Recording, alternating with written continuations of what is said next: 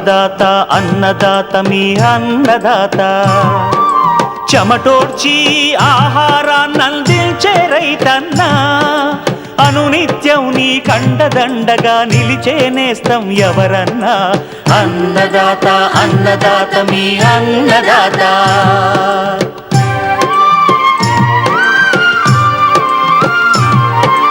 నూతన రీతుల సాగుబడికి నూరింతలు పెరిగే దిగుబడికి సూచనలిచ్చే సస్య రక్షణకు పశు పోషణకి శాస్త్ర విజ్ఞానం అందించి ముందుకు నడిపే తెలుగు రైతు భారతదేశానికి మకుటం అయ్యేలా తీర్చిదిద్దే ఆశయంతో మిమ్ము మేలు కొలిపేది అన్నదాత అన్నదాత అన్నదాత మీ అన్నదాత అన్నదాత అన్నదాత మీ అన్నదాత. అన్నదాత ప్రేక్షకులకు నమస్కారం. ఈనాటి ముఖ్యాంశాలు: నాణ్యమైన ధాన్యం దిగుబడికి వరి కోతలు అనంతరం తీసుకోవాల్సిన జాగ్రత్తలు,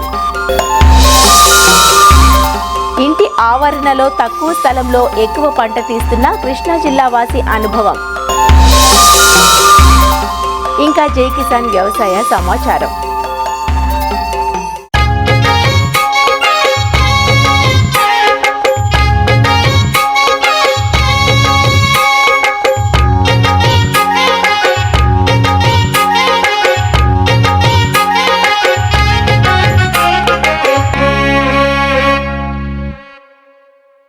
ఖరీఫ్లో సాగు చేసిన వరి పంట ప్రస్తుతం కోతల దశలో ఉంది. ఇప్పటికే అక్కడక్కడ రైతులు కోతలు చేయగా చాలా ప్రాంతాల్లో రైతులంతా కోతలకు సిద్ధంగా ఉన్నారు. అయితే పంట కోతలు ఆరబోత సమయంలో తగిన జాగ్రత్త చర్యలు తీసుకోకపోతే ఆరుగాల కష్టం వృధాగా పోతుంది. తేమ శాతం ఎక్కువగా ఉంటే వ్యాపారులు ధర తగ్గించి వేస్తుంటారు. అంతేకాదు నిల్వలో క్రిమికీటకాల వల్ల జరిగే నష్టం అపారంగా ఉంటుంది. అందువల్ల సరైన నాణ్యతా ప్రమాణాలు ఉండేలా వరి కోతలు, నూర్పిడి, ఆరబోతులో అన్నదాతలు తగిన జాగ్రత్తలు తీసుకోవాలంటూ వివరాలు తెలియజేస్తున్నారు ఆచార్య ఎన్జీ రంగా వ్యవసాయ విశ్వవిద్యాలయం పరిశోధనా సంచాలకులు డాక్టర్ పివి సత్యనారాయణ. వరికి దాదాపుగా మన రాష్ట్రంలో అన్ని జిల్లాల్లో ఖరీఫ్ సీజన్లో సాగు చేస్తూ దాదాపుగా నవంబర్ మొదటి వారం నుంచి మనకు డిసెంబర్ మొదటి వారం వరకు ప్రధానంగా వరి కోతలు వస్తున్నాయి. ఈ వరి కోతల్లో ఏ విధమైన మెరుకులు తీసుకోవాలని అంశం చూద్దాం. వీలైనంత త్వరగా మనం అంటే ముఖ్యంగా ఈయనకైనా 30-35 రోజుల లోపే మనం పొలం కొయ్యాల్సినటువంటి పరిస్థితి ఉంది. ముఖ్యంగా కోత కోసే ముందు ఒక వారం పాటు నీరు పెట్టకుండా ఉండటం, ఆ విధంగా చేసినందువల్ల భూమి బాగా ఎండిపోవటం, అలాగే కోసిన తర్వాత పన భూమి మీద తేమ తక్కువ ఉండటం వల్ల త్వరగా ఎండటానికి ఉపయోగపడేటువంటి అవసరం ఉంది. అలాగే మిషన్ ఉపయోగించినప్పుడు కూడా భూమిని మనం ఆఖరి వారం రోజుల ముందు నీరు ఆపి ఆరగట్టడం వల్ల మిషన్ కోత కూడా సులువుగా అయ్యేటువంటి ఆస్కారం ఉంది. అంటే మిషన్ దిగిపోకుండా ఉండటం వల్ల త్వరగా మనం మిషను నడపటం వల్ల 1 ఎకరం 1 గంట నుంచి గంటన్నరలో కోసేట కూడా ఆస్కారం ఉంది. కాబట్టి ఆ విధంగా భూమిని వారం రోజులు ముందుగా నీరు పెట్టకుండా ఆరబెట్టడం అనేది ప్రధానమైనటువంటి మెలకువ. అలాగే వరి తర్వాత అపరాలు చేసుకునేటువంటి రైతులు తేమ ఉండే విధంగా చూసుకుని అపరాలు విత్తనాన్ని చల్లుకుని ఆ తర్వాత వరి కోతలు కోసినట్టయితే మనకి వరి తర్వాత అపరాలు సాగు కూడా మనకి బాగుంటుంది. ఈ మెలకు కూడా రైతు గ్రహించుకోవాలి. ఎక్కువగా ఎండబెట్టకూడదు. అదే మిషన్ కోతకి వెళ్ళినప్పుడు పొలాన్ని ఎక్కువగా ఆరగట్టుకున్నట్టయితే నష్టం లేదు. కానీ అపరాలు సాగు చేసేప్పుడు మాత్రం ఎక్కువగా పొలాన్ని ఆరగట్టకుండా ఉండటం శ్రేయస్కరం.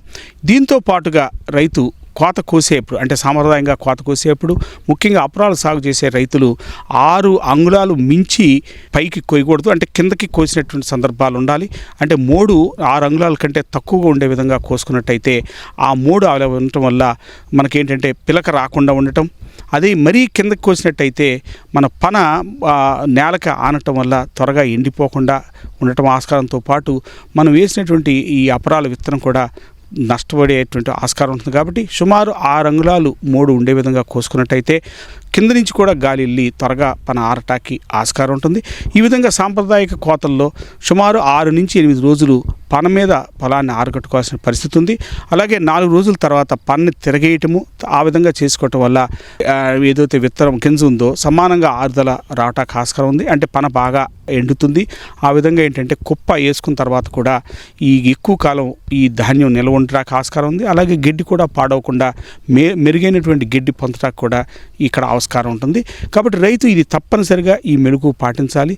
దీంతో పాటుగా కుప్ప వేసుకునేప్పుడు కూడా మనకేంటంటే పొడుగు కుప్పలు వేసుకోవాలి. అలాగే రౌండ్ కుప్పలు వేసుకుని ఆ కుప్పల్లో కూడా ఏంటంటే పెద్ద పెద్ద కుప్పలు వేసినప్పుడు ఎక్కువగా లోపల కూడా మనం ఈ ధాన్యం ఎక్కువగా తేమ ఉన్నప్పుడు బాగా వేడొచ్చి ధాన్యం రంగు కూడా మారి ధాన్యంలో పాయి కూడా వచ్చే సందర్భాలు ఉన్నాయి. కాబట్టి పొడుగాటి కుప్పలు చాలా ఉపయోగంగా ఉంటాయి. లేదు రైతు రౌండ్ కుప్పలు వేయాల్సినప్పుడు రైతు 10-15 రోజుల్లోనే ఆ కుప్పలు నూర్చేసినట్టయితే మనం ధాన్యం యొక్క నాణ్యత కూడా బాగుంటుందని చెప్పుకోవచ్చు.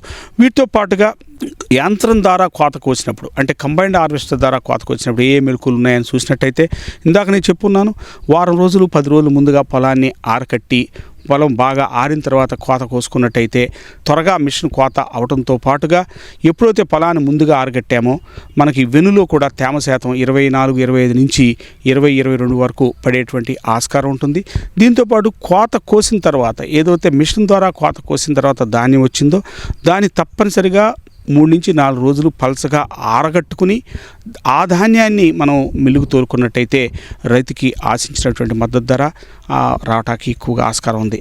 ఇవన్నీ కూడా ప్రధానమైన మెలుకులు. వీటితో పాటుగా మనం ధాన్యాన్ని నిలవబెట్టుకున్నప్పుడు ఏ మెలుకులు మనం పాటించాలని చూసినట్టయితే మనందరికీ తెలుసు, ధాన్యాన్ని నిలవబెట్టుకోవాలంటే తగిన తేమ శాతం అంటే 15 కంటే తక్కువగా వరి ధాన్యంలో తేమ శాతం ఉండే విధంగా చూసుకుని అంటే 14-13 శాతానికి తగ్గించుకుని ధాన్యాన్ని మనం నిలవగట్టుకున్నట్టయితే ఎక్కువ కాలం నిలవ ఉండటంతో పాటు పాయ రాకుండా గింజ రంగు మారకుండా మనం ఏదైతే చెప్తామో ఫెయిర్ యావరేజ్ క్వాలిటీ లక్షణాలు పొందడానికి కూడా ఆస్కారం ఉంటుంది.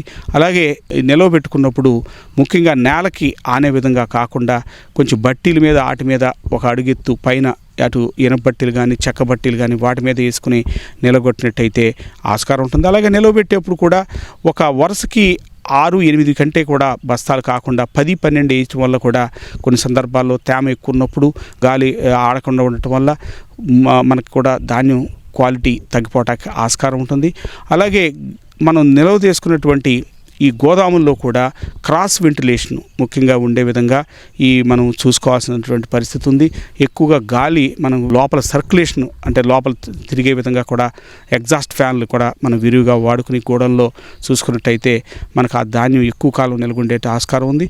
అలాగే అవసరం మేరకు అవసరమైతే ఎక్కువ కాలం నిల్వ ఉంచాల్సిన సందర్భాల్లో ఈ పురుగు మందులు కూడా కొట్టుకుని మనం ఆ ధాన్యంలో ఈ చిలక కానీ ఇతర పురుగులు కూడా లేకుండా కూడా చూసుకోవటానికి ఆస్కారం ఉంది. ఏదేమైనప్పటికీ మనం రైతుగా సాంప్రదాయంగా మనం నిలవబెట్టుకోవాలంటే తప్పనిసరిగా గోడౌన్లో చిన్న చిన్న మెడుకులు పాటించి ధాన్యం నిలగట్టుకున్నట్టే ఆ ధాన్యం యొక్క నాణ్యత ఎక్కువగా ఉండి మనం ఆశించినటువంటి ప్రైస్ కూడా రావటానికి ఆస్కారం ఉంటుంది. వరి కోతల్లో కానీ ధాన్యం నెలలో కానీ మెలుకులు పాటించినట్టయితే రైతు ఆశించినటువంటి దిగుబడులు పొందడంతో పాటుగా సాగు ఖర్చు గణనీయంగా తగ్గించడంతో పాటుగా కనీస మద్దతు ధర కూడా నాణ్యమైన ఉత్పత్తుల ద్వారా పొందడానికి ఆస్కారం ఉంటుంది.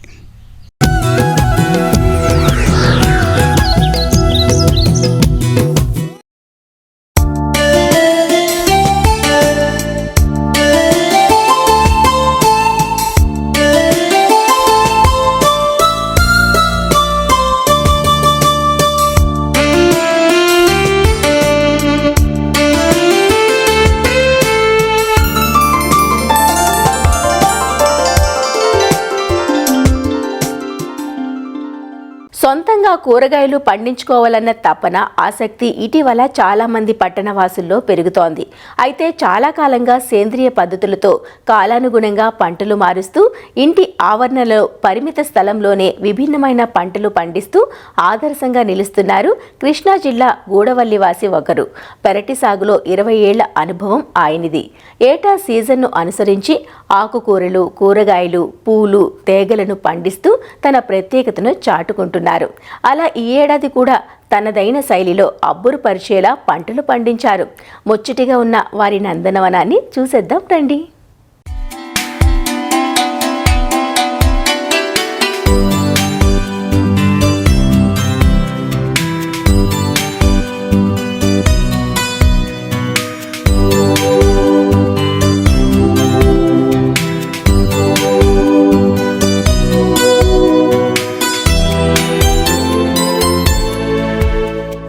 చూశారా, ముంగిటకు రాగాని నన్ను చూడండి అన్నట్లుగా మన చూపును తన వైపుకు తిప్పుకునే పొట్లకాయలు, నిండు కాపుతో దర్జాగా నిలబడ్డ వంగ మొక్కలు, మనసును గుచ్చే రంగురంగుల గులాబీలు, కళ్ళు తిప్పనివ్వని కనకాంబరాలు, ప్రహరీ గోడపై పహారా కాస్తున్నట్లుగా ఉన్న ఎడీనియంలు, మేము ఉన్నామంటున్న బొప్పాయిలు, నోరూరించే జామకాయలు, నిమ్మకాయలు, ఇవన్నీ ఈ ఇంటి యజమాని పొట్లూరి సాంబశివరావు ఎంతో శ్రద్ధగా పెంచుకునే సంపదలు. విజయవాడ రూరల్ మండలం గూడవల్లి గ్రామంలో తీర్చిదిద్దినట్లుగా ఉన్న ఈ ఆవరణ చూస్తే చాలు మొక్కల పెంపకంలో ఈయనకున్న శ్రద్ధ, ఆసక్తి, అనురక్తి అర్థమవుతుంది. 7 పదులు దగ్గర పడుతున్నా ఏటికేడాది మరింత శక్తితో ముందుకు సాగటానికి తన ఈ వ్యాపకమే కారణమంటారు. లభ్యత ఉండడంతో పశువుల ఎరువు పుష్కలంగా వేస్తానంటూ పెరటి సాగులో తన అనుభవాలను ఇలా తెలియజేస్తున్నారు.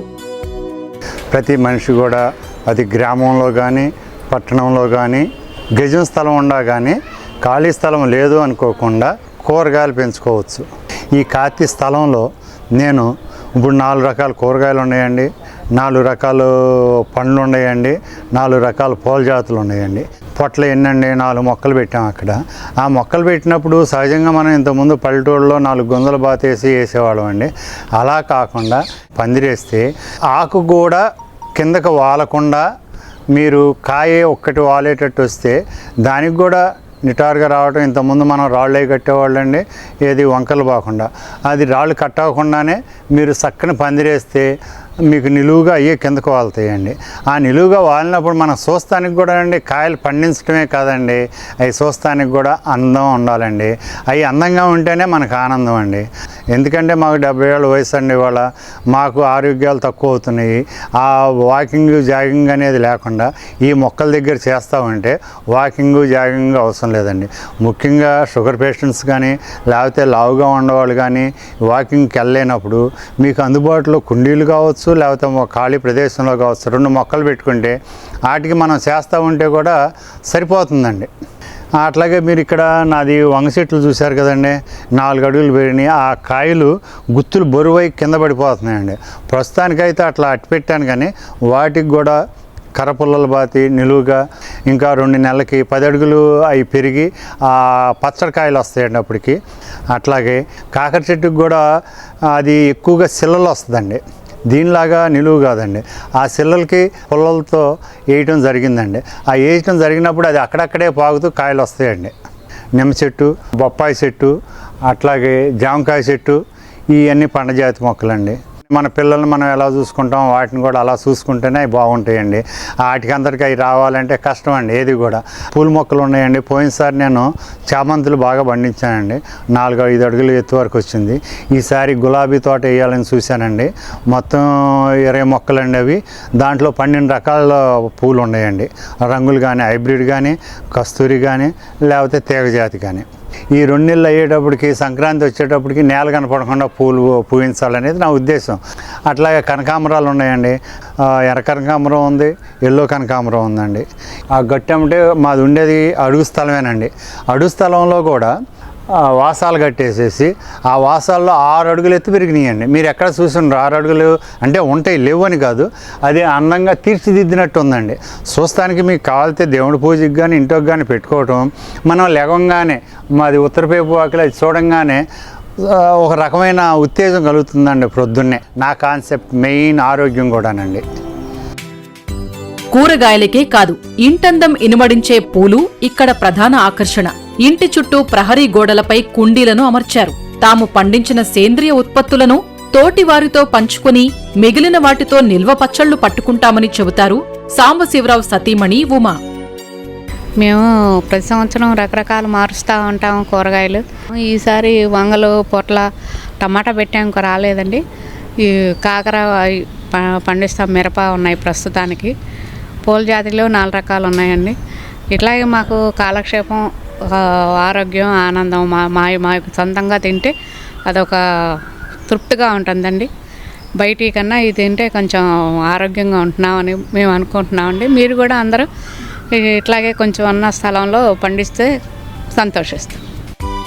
పెరటి తోటల పెంపకానికి పూర్తిగా సేంద్రియ విధానాల్ని అవలంబిస్తున్న సాంబశివరావు చీడపీడల నివారణకు, అలానే మొక్కలకు బలం కోసం ఆవు పేడ, మూత్రంతో తయారు చేసుకున్న జీవామృతం, పుల్లటి మజ్జిగను పిచికారీ చేస్తున్నారు.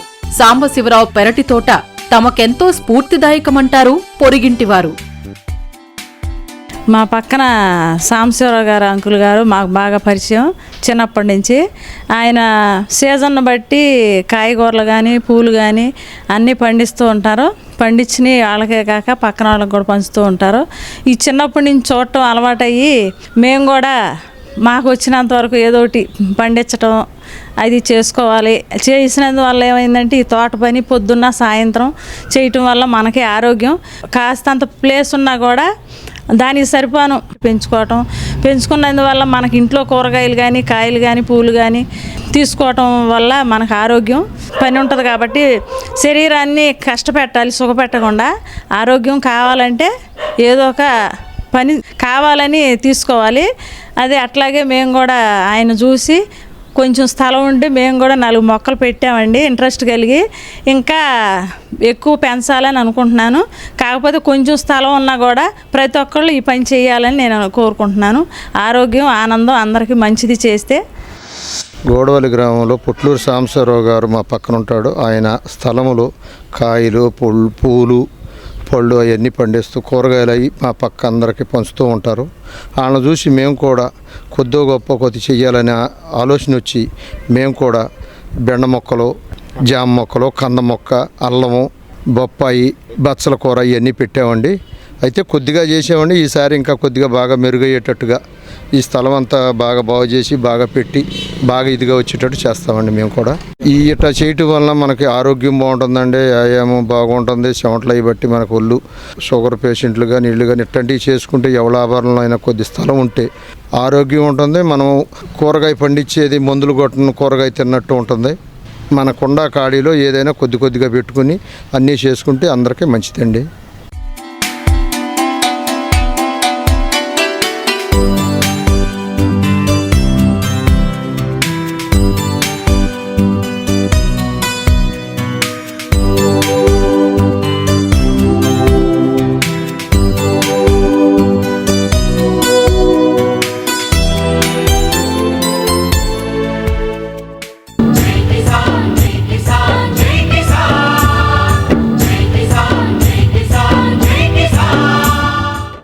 వ్యవసాయ సమాచారం ఇప్పుడు జై కిసాన్లో చూద్దాం. నేషనల్ స్పైస్ ఆర్గనైజేషన్ ఆధ్వర్యంలో ఆంధ్రప్రదేశ్లోని గుంటూరు జిల్లాలో 2 రోజుల ప్రత్యేక సదస్సు జరిగింది. ముఖ్యంగా అంతర్జాతీయ విపణిలో సుగంధ ద్రవ్యాల వాణిజ్యం తీరుతెన్నెలు, ఒడిదొడుకులపై చర్చ జరిగింది. దేశవ్యాప్తంగా సుగంధ ద్రవ్యాల రంగంతో భాగస్వామ్యం కలిగిన సుమారు 500 మంది ప్రతినిధులు ఈ కార్యక్రమంలో పాల్గొన్నారు. అంతర్జాతీయ మార్కెట్లలో వస్తున్న మార్పులు, ఆహారపు అలవాట్లకు తగిన విధంగా పంటలు పండించడం, సాగులోనూ మార్పులు తీసుకురావడం దిశగా సాగాలని నిపుణులు సూచిస్తున్నారు.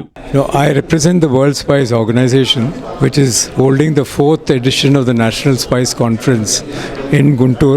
India is the largest producer and consumer and exporter of spices, and we also lead in the global trade. We export about 1.8 million tons of spices valued at $4.72 billion, which is roughly about almost 40,000 crores. Significance of India's spice exports is very large as far as farmers and other stakeholders of the spice sector are concerned. And that is the main reason we are holding this conference. మిరప, పసుపు వంటి ప్రధాన సుగంధ ద్రవ్యాలకు నిలయమైన గుంటూరులో ఈ కార్యక్రమం నిర్వహించడం శుభపరిణామమని వ్యాపారులు చెబుతున్నారు. అంతర్జాతీయ స్థాయిలో వస్తున్న మార్పులు, వ్యాపార మెలకువల గురించి ఈ సమావేశం ఉపయోగపడనుందని వారు చెబుతున్నారు. నేషనల్ స్పైస్ కాన్ఫరెన్స్ 2025 గుంటూరు భారతదేశం మొత్తం మీద నుంచి సుమారుగా 500 డెలిగేట్స్ పార్టిసిపేట్ చేస్తున్నారు. ఫార్మర్ ప్రొడ్యూసర్ ఆర్గనైజేషన్స్ నుంచి రాజస్థాన్, గుజరాత్, తమిళనాడు, తెలంగాణ, ఆంధ్ర ప్రాంతాల నుంచి FPO leaders, traders, exporters, regulatory body authorities, spices board officials participate చేయడం జరుగుతుంది. ఈ సెషన్స్లో ముఖ్యంగా టోటల్గా స్పైసెస్ సెక్టర్కి ఉన్న ఇబ్బందులు, అవరోధాలు ఏ రకంగా అధిగమించాలి, రెగ్యులేటరీ బాడీస్ నుంచి ఎటువంటి సపోర్ట్ రావాలి, అలాగే స్పైసెస్ బోర్డ్ పాత్ర, ఇవన్నిటి మీద డిస్కషన్స్, డెలిబరేషన్స్ జరుగుతున్నాయి.